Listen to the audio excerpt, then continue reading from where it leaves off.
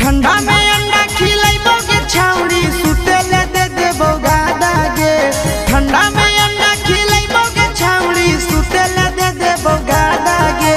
के देखले बनाई के यार प्यार करबो सबसे ज्यादा गे। देखले बनाई के यार प्यार करबो सबसे ज्यादा गे। ठंडा में अंडा खिलाइबो के छाउरी सुतेले दे देबो गादा गे। ठंडा में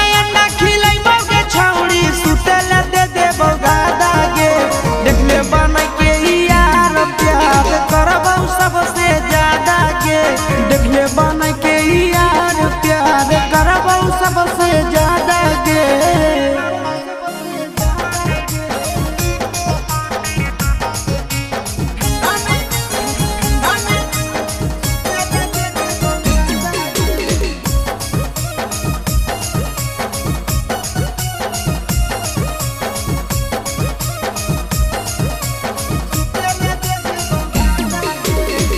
मानो हियो दिल से छौड़ी हियो दिलवा लागे। कतही नहीं मिलतो ऐसन प्यार करे वाला गे।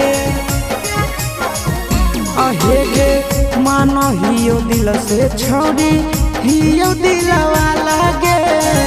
कतही नहीं मिलतो ऐसन प्यार करे वाला गे। कुछ के कमी नहीं देबो के छौड़ी करहियो तोर से वादा गे।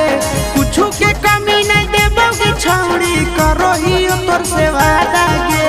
देखले बन के यार प्यार करबो सबसे ज्यादा गे। देखले बन के यार प्यार करबो सबसे ज्यादा गे।